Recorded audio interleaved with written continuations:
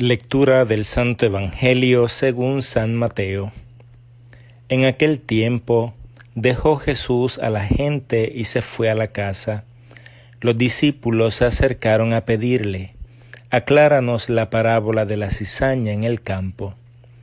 Él les contestó: «El que siembra la buena semilla es el Hijo del Hombre. El campo es el mundo. La buena semilla son los hijos del reino, las cizañas son los hijos del malo. El enemigo que la siembra es el diablo. La cosecha es el fin de los tiempos, los segadores son los ángeles. Lo mismo que la cizaña se recoge y se quema, así sucederá al final de los tiempos. El Hijo del Hombre enviará a sus ángeles, sacarán de su reino a todos los que dan escándalo y obran contra la ley, y los arrojará al horno encendido. Allí será el llanto y el rechinar de dientes. Entonces los justos brillarán como el sol en el reino de su Padre. Quien tenga oídos para oír, que oiga». Palabra del Señor. Gloria a ti, Señor Jesús. Nos encontramos ya al final del discurso de las parábolas del reino. Podríamos decir que cada parábola es una inquietud presentada por la comunidad de los discípulos, a las cuales Jesús da respuesta de una manera sencilla pero retante. Así, la dificultad de las parábolas no estriba en sus expresiones, sino en la radicalidad de sus exigencias.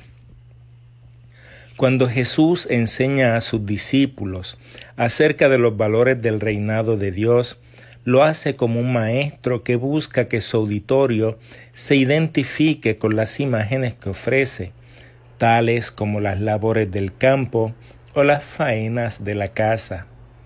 Pero detrás de esa sencillez se esconde el misterio del reino de Dios que quiere mostrar con todas sus exigencias.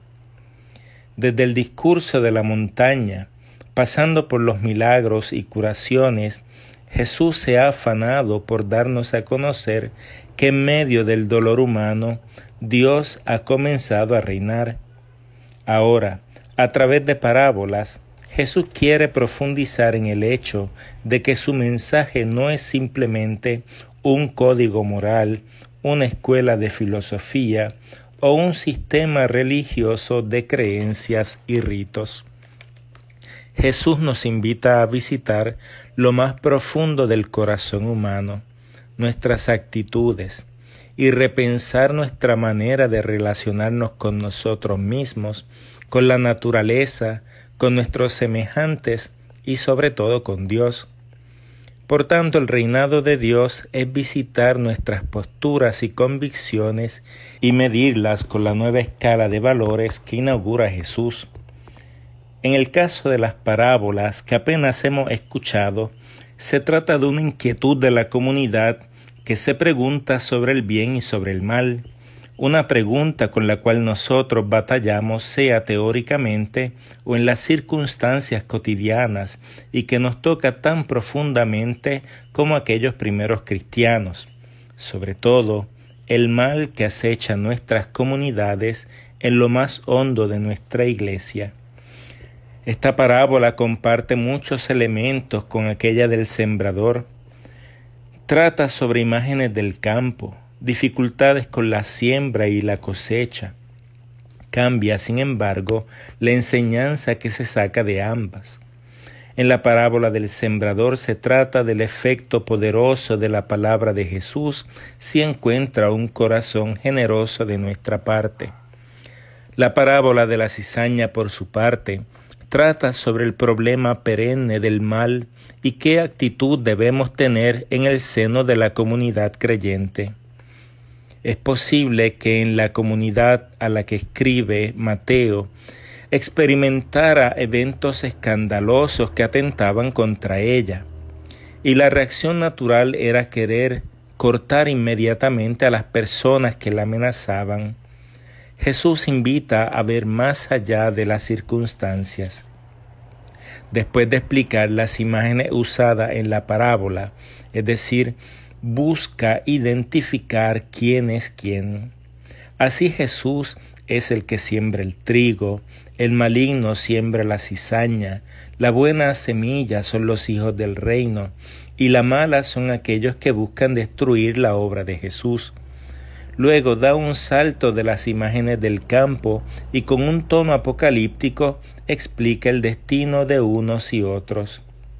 Dentro de todo este pasaje hay que recalcar en una expresión de Jesús y es aquella de los que obran contra la ley. En el capítulo 7, Jesús advierte contra aquellos que decían Señor, Señor, o incluso los que hacen grandes milagros en las plazas. Ese ir contra la ley no se refiere al cumplimiento de la letra, sino la del Espíritu, y en consecuencia buscar el reino de Dios y su justicia. Por ello, Jesús no nos está invitando a ser pasivos contra el mal, porque al igual que en la naturaleza, la cizaña puede ahogar el trigo, y también en las comunidades cristianas, aquellas personas que siembran animosidad, que juzgan todo con severidad, atentando contra la caridad fraterna, y como escribe el apóstol Santiago, dejan de ser hermanos para convertirse en jueces, amenazando la alegría eclesial y escandalizando a los más pequeños. Jesús prefiere dos actitudes, paciencia y confianza. Una paciencia activa no es cruzarse de brazos esperando una intervención espectacular de parte de Dios y que haga desaparecer a los malvados.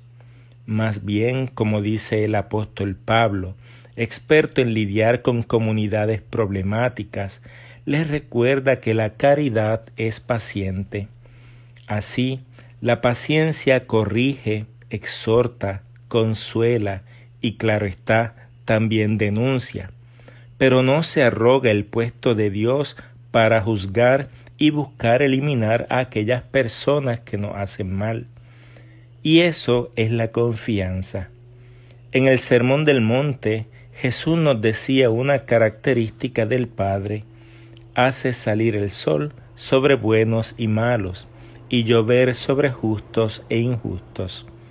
Y nos enseñaba a amar a los enemigos y orar por los que nos persiguen.